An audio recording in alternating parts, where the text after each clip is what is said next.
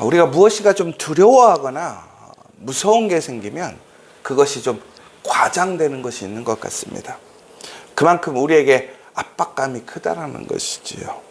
그래서 우리가 염려하고 걱정하는 일들이 생기면 그것이 실제적으로는 그렇게 큰 일이 아님에도 불구하고 계속해서 더 커지는, 그래서 우리의 마음이 더 불안하고 무서운 것 같습니다. 오늘도 우리가 이제 마지막 때에 나타날 짐승에 대한 이야기를 보게 됩니다. 특별히 요한도 꿈을 꾸게 될 때, 환상을 보게 될 때에 여러분 그가 보았을 그 환상의 짐승들이 어마어마하게 대단하게 무섭고 두려워 보입니다. 여러분 특별히 이것이 그냥 어떤 생각으로 끝나면 괜찮겠지만 오늘 그렇게 왜 요한이 이처럼 두렵게 또 어마어마하게 이러한 악한 세력들을 상징하고 보게 되었는가. 우선 특별히 오늘 나오는 한 짐승이 있습니다. 그런데 이 짐승을 대부분은 이렇게 얘기를 합니다. 로마를 상징하고 있다. 특별히 그 로마에는 뿔이 10이고 머리가 7이다 라고 되어 있습니다. 이것은 로마의 7 황제를 나타내고 동시에 또한 10 왕을 상징한다라고 생각하고 있습니다. 그런데 여기 보시면 뿔과 또 왕관은 권력을 상징하고 또 통치를 상징하고 있습니다. 그러니까 로마라는 그 초강대국이 지금 요한이 살고 있는 그 시대에 가장 강력한 나라이고 국가인데 그들에게 모든 권세와 능력이 집중되어 있더라는 거예요. 그런데 그 로마가 바로 우리의 믿음을 대적하는 그러한 사탄과 같은 역할을 하고 있더라는 것입니다. 특별히 우리 2절의 말씀에 보시면 그 짐승에 대한 외적인 모형이 정확하게 나와 있습니다. 그 짐승은 표범과 비슷하고 그 발은 곰의 발 같고 그 입은 사자의 입 같으며 이렇게 나와 있거든요. 결국에는 이 짐승의 모습이 어디에서 나오느냐? 우리가 다니엘서에 보면 다니엘이 환상을 보았을 때에 나타났던 짐승들입니다. 그런데 오늘은 그 짐승들이 하나로 합쳐져 있는 거예요. 그러니까 그때 다니엘의 시대의 그 짐승들이라는 것은 그 시대를 흔한 얘기로 점령하고 다스리던 권세 있는 나라들을 상징했었거든요. 그래서 바빌론, 메디아, 페르시아, 그리스를 나타내고 있었는데 그런데 오늘은 그 모든 짐승이 합쳐진 모습이라는 거예요. 그럼 이건 무슨 얘기일까요? 그만큼 더 강력하고 큰 짐승이라는 거예요. 그러니까 지금까지는 그 하나하나만 보아도 상당한 위력을 발휘했었고 또 이스라엘에게는 상당한 위협이 되고 억압을 펼쳤던 그러한 짐승이었는데 그 짐승이 합쳐진 거예요. 그래서 약해지는 것이 아니라 더 강력하고 커진 그런 모습을 볼 수 있는 것이죠. 그러니까 여러분 이 로마라는 것이 얼마나 큰 나라였는지 우리가 이제 뭐 세계사를 통해서 알 수 있지만 이 사람들이 느끼는 그 로마라는 것은 아마 우리가 지금 느끼고 있는 초강대국의 그 의미를 더 뛰어넘는 거예요. 그 나라만으로 모든 것이 결정되어지고 좌지우지되는 그런 것이었죠. 그런데 이 나라가 이렇게 클 수 있었던 것은 왜 그러느냐? 바로 용으로부터 모든 권력을 받았기 때문에 그렇다고 되어 있습니다. 이 용은 사탄을 의미하는데 그 사탄이 중국에는 힘을 잃어버렸단 말이에요. 그런데 그 사탄이 이제 그 큰 세상에서 강력한 나라에게 그의 힘을 주었더라는 것입니다. 그러니까 얼마나 강력한 힘을 발휘할 수 있게 되겠습니까? 그런데 불행히도 이 강력한 힘을 가지고 있는 로마라는 나라가 이스라엘의 호의적이 아니란 말이에요. 오히려 그들을 탄압하고 그들을 학대하고 심판하고 있더라는 것입니다. 더욱이 이 로마에도 위기가 있었어요.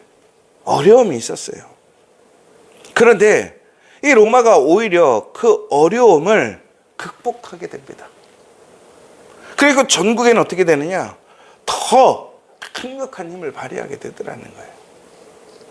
여러분, 그러니까 이게 우리가 흔히 생각하는 정의롭고 올바른 사람들이 어떤 환경 속에서 어려움을 또 문제를 정말 어렵게 극복해서 성공하는 드라마가 아니라 오히려 악한 자들이 악한 세력으로 악한 능력을 행하는데 그것이 위기가 왔는데도 불구하고 그 위기를 극적으로 이겨내고 그것을 극복해서 더 강력한 악한 사람이 되었더라는 거예요. 여러분, 그러니까 어떻게 되느냐?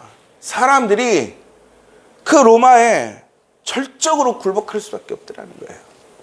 사람들이 무슨 생각을 하냐면 절대로 로마는 무너지지 않는다. 여러분, 그러니까 우리가 가끔씩 이렇게 생각하는 것이 있어요. 우리가 세상을 살아가면 왜 우리가 세상 안에 동화되어 살아갑니까? 세상의 방식, 세상의 그러한 삶의 기준을 우리는 왜 따라가는 것이지요? 그것이 무너지지 않을 거라고 생각하는 거죠. 그것이 영원할 것 같고 그것이 가장 강력한 지금의 힘의 원천이고 논리이고 삶의 기준이 되어주니까 그렇지 않습니까? 그러니까 우리가 그리스도인으로서 이 땅에서 우리는 분명히 우리는 세상의 방식과는 결별되어야 하고 그 방식을 따라 살아서는 되지 않습니다. 그런데 왜 수많은 그리스도인들이 교회 안에서만 삶을 살아가고 세상에 나아가게 되면 왜 세상의 방식대로 그 세상의 룰대로 살아갈 수밖에 없습니까? 우리가 그렇게 얘기하잖아요. 그럴 수밖에 없다고. 어쩔 수 없다고. 여러분, 오늘 마찬가지예요. 요한이 느끼고 있는 그 시대, 특별히 로마는 이처럼 절대적인 진리이고 절대적인 기준이고 절대로 망하지 않을 그런 나라였던 거예요. 그러니까 사람들은 로마에서 기준을 세우면 그것을 따라갈 수밖에 없었고 그것을 인정할 수밖에 없었어요. 왜? 그래야 그들의 삶이 안전하니까. 그 삶이 풍요로울 수 있으니까. 그러나 그 삶을 거부하거나 그 삶을 따라가지 않으면 어떻게 되느냐? 그들은 철저하게 징계와 심판을 당했더라는 거예요. 여러분, 지금 그런 가장 강력한 나라가 있다고 생각해 보세요. 그 나라에서 기준을 세운다고 생각해 보세요.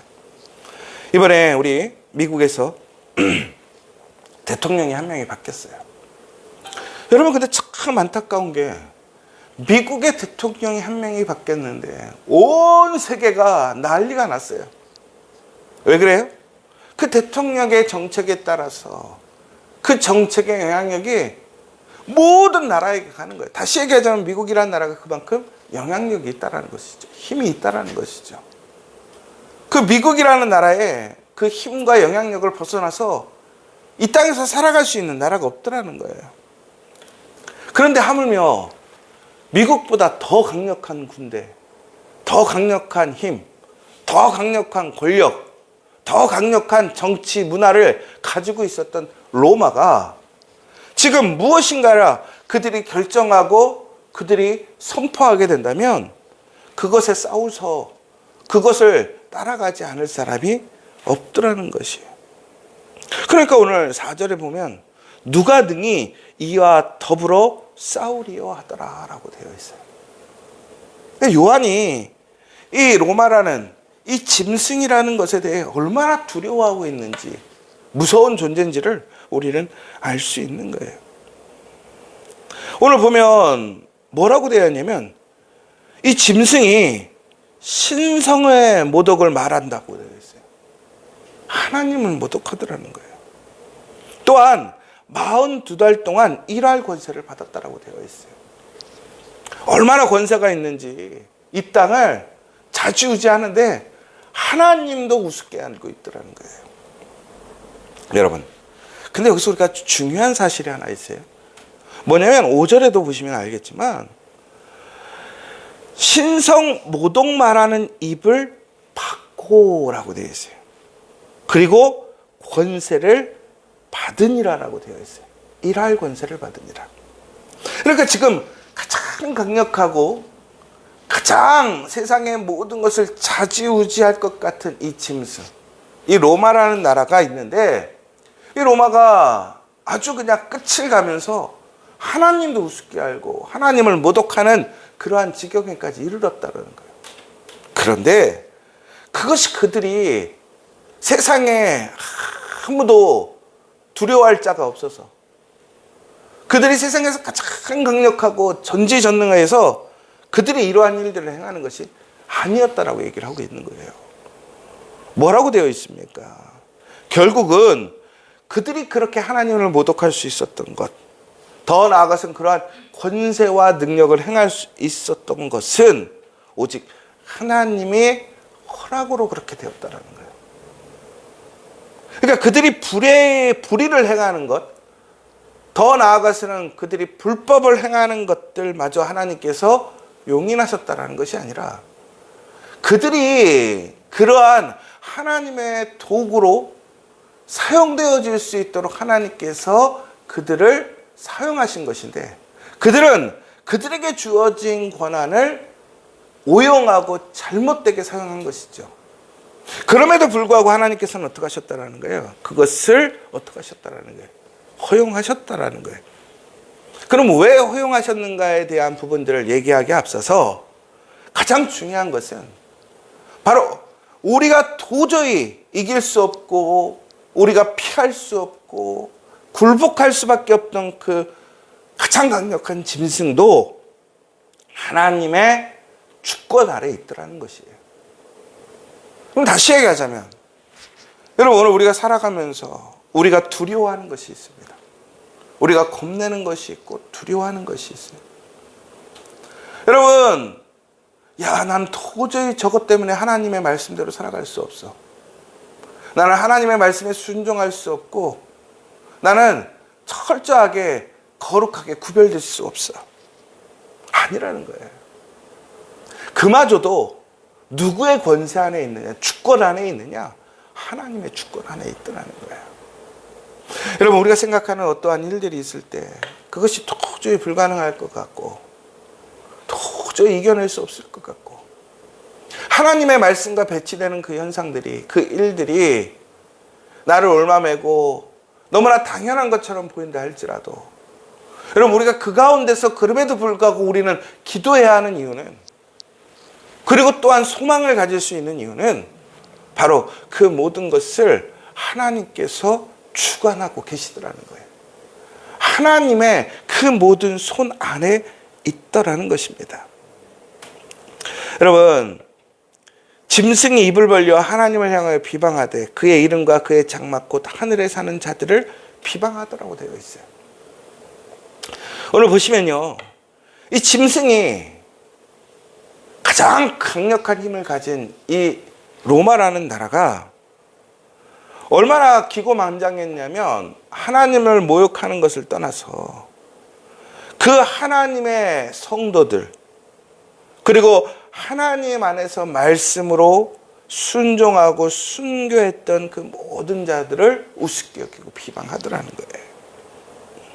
여러분, 그런데 중요한 것은 그럼에도 불구하고 하나님의 사람들, 더 나아가서 하나님을 위하여 끝까지 목숨을 걸고 죽었던, 순교하였던 그들의 죽음은 결코 헛된 것이 아니라는 거예요.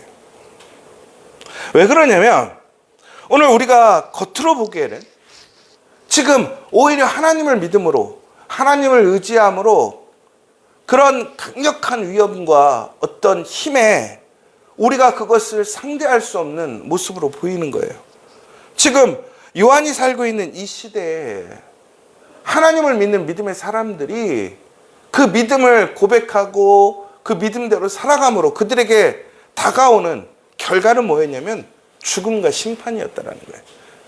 조롱과 그들은 어려운 삶을 살게 되었다는 것이죠. 보시면 7절에 보면 뭐라고 되어 있냐면 그 악한 세력들이 짐승이 로마가 권세를 받아서 성도들과 싸워서 어떻게 됐어요?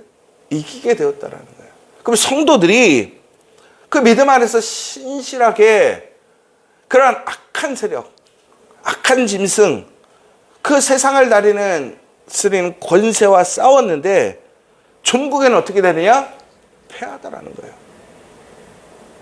하나님의 사람들, 하나님의 나라, 하나님의 백성만 패하는 것이 아니라 각 족속과 백성과 방언과 나라를 온전히 다스리게 되었다라는 거예요.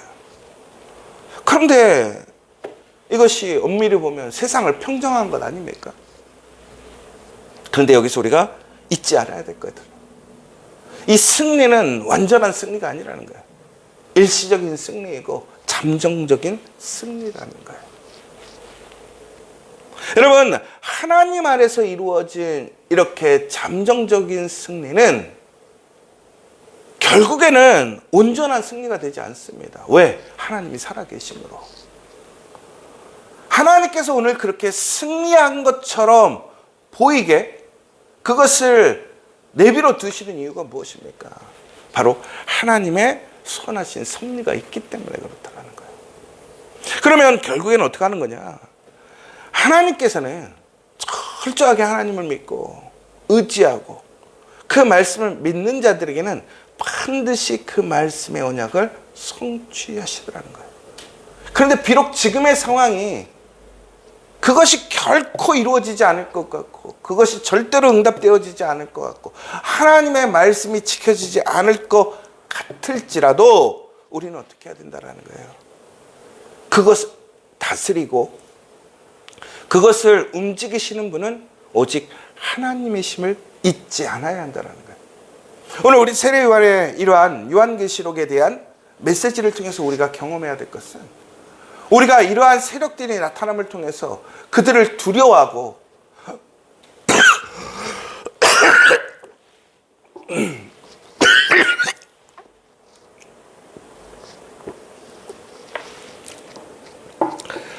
그들의 어떤 한 행위에 우리가 그것을 그냥 인정하고 살아가는 것이 아니라 우리는 이 땅에서 그럼에도 불구하고 우리의 삶에 분명한 태도와 삶의 모습을 지켜가야 한다는 거예요. 여러분, 오늘 8절에 보면 이렇게 되어 있습니다. 죽임을 당한 어린 양의 생명책에 창세 이후로 이름이 기록되지 못하고 이 땅에 사는 자들은 다 그 짐승에게 경배하게 되었다라고 되어 있어요. 여러분, 하나님의 말씀에 기록되어 있는 사람들마저도 어떻게 됐느냐? 큰 짐승을 이기지 못하더라는 거예요. 이 땅에서. 그리고 이 땅에 있는 남아있는 모든 사람들은 종국에겐 그래서 어떻게 되느냐? 그 짐승을 경배하게 되더라는 거예요. 여러분, 이게 가장 무서운 때예요. 우리가 우리의 믿음을 지키지 못하고 종국에는 그것에 굴복할 수밖에 없는 시대가 오더라는 거예요. 여러분, 그런데 이때 우리가 어떻게 그러면 그때를 우리는 극복하고 이겨낼 것인가 라는 부분이거든요. 그런데 9절에 보면 뭐라고 되어 있냐면 누구든지 귀가 있거든 들을지어다라고 되어 있습니다. 여러분, 지금 이미 모든 것이 다 끝났어요. 이 땅에는 오직 하나님을 믿는 사람도 없고 인정하는 사람도 없고 그 짐승의 룰말 인정하고 그 짐승이 경배받는 시대가 되었어요. 근데 그럼에도 불구하고 우리가 들어야 할 것이 있어요. 누구의 이야기를 들어야 되느냐? 하나님의 말씀을 들어야 한다는 거예요. 여러분, 아무리 어렵고 힘들고 절망적이고 이미 끝난 것 같은 상황일지라도 그것에서 소망을 발견할 수 있는 것은 듣는 일이라는 거예요. 무엇을 듣는 거예요? 하나님의 말씀을 듣는 거라는 거예요. 여러분, 놀랍게도 히브리 단어에는요 복종이라는 단어가 없어요. 여러분, 성경에서 보면 하나님께서 나에게 복종을 하는 단어를 보신 적이 있습니까? 복종을 하는 단어가 없어요. 하나님은 뭐라고 그러냐면 순종하라고 얘기합니다. 순종하라. 근데 이 순종하라는 얘기가 다시 얘기하자면 그 어원적으로 봤을 때 무엇이냐면 들으라는 거예요. 들으라. 쉐마예요. 쉐마. 여러분 신명기의 가장 중요한 핵심이 뭡니까? 쉐마. 들으라는 거잖아요. 들으라. 여러분 그렇다면 무슨 얘기냐면 바로 그 듣는 것을 통해 우리에게 놀라운 소망이 있고 능력이 있더라는 거예요. 그러니까 지금 모든 것이 다 끝난 상황이지만 그럼에도 불구하고 듣는 자들에게는 소망이 있고 구원이 있더라는 거예요. 그러면서 뭐라고 얘기했냐면 사로잡힐 자는 사로잡혀갈 것이요 칼에 죽을 자는 마땅히 칼에 죽을 것이니. 근데 여러분 이 얘기를 들어보면 야 이거 하나님의 말씀이 소망의 말씀이 아니라 뭐라고 그러냐면 고난당할 때 고난당하고 죽을 때 죽으라는 거예요. 여러분 그러면 우리가 그 얘기 하잖아요. 아니 어떻게 이것이 그러면 하나님의 구원이고 승리입니까? 그 짐승의 승리, 그러한 사탄과 마귀의 승리 아닙니까? 그런데 그렇지 않더라는 거예요. 바로 그 믿음 안에서 하나님의 말씀을 끝까지 지키고 그 고난과 순교도 두려워하지 않는 그 믿음으로 나아가는 자들에게는 천국에는 천국의 생명책에 기록되는 권세가 주어지더라는 거예요. 여러분 우리는 이 땅에서의 그러한 모든 결과가 모든 최종적인 결과가 아니잖아요. 우리의 최종적인 결과는 어디에서 이루어지는 겁니까? 그 하나님의 나라에서 이루어지는 것입니다. 여러분 반드시 기억해야 될 것은 그 하나님의 나라는 결코 무너지지 않고 이 땅에 반드시 세워질 거라는 거예요. 지금 이 땅을 다 평정한 것 같고 이 땅을 이미 다 소유한 것 같은 그러한 짐승과 악한 세력들이 이 땅에 한 명의 믿음의 사람이 없을지라도 하나님께서는 그곳에 하나님의 나라를 회복하시고 다시 세우실 거라는 거예요.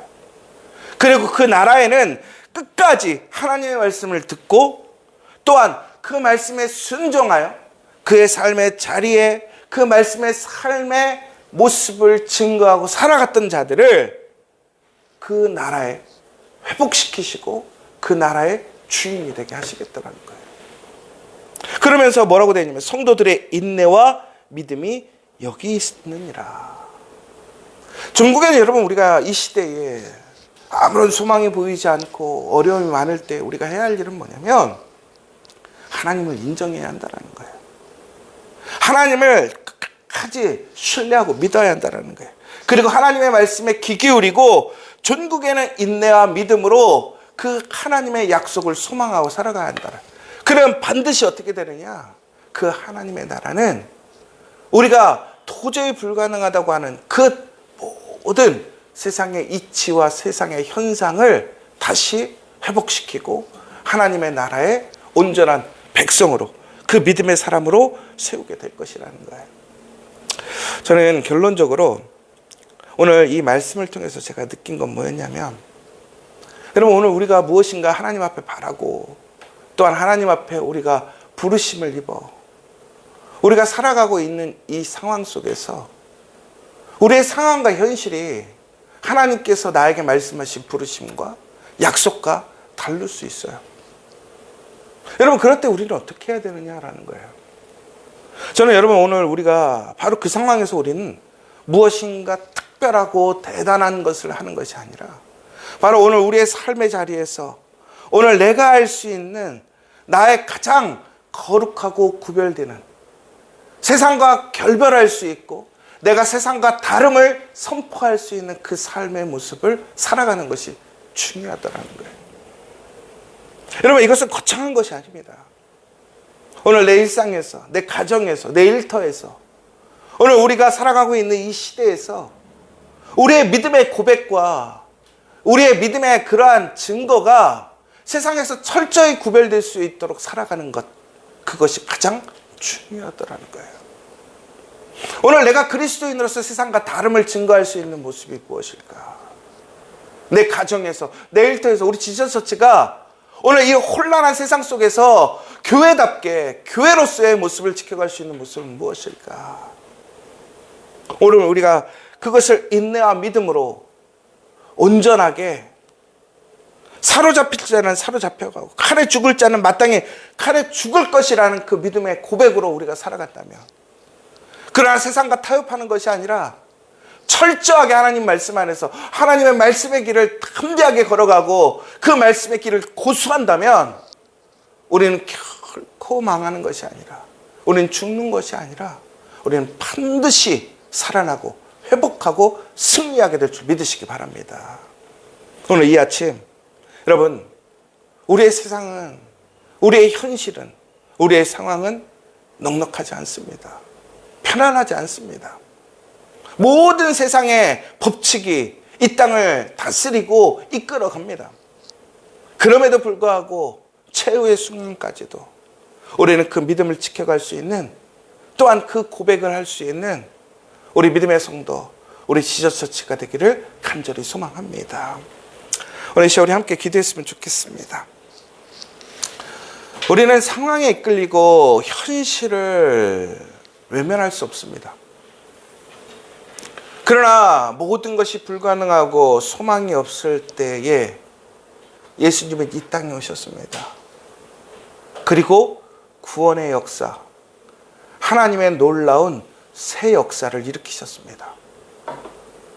그 예수님의 그 구원에, 이 땅에 오신 그 부활의 능력이 오늘 우리에게 있는 줄 믿으시기 바랍니다.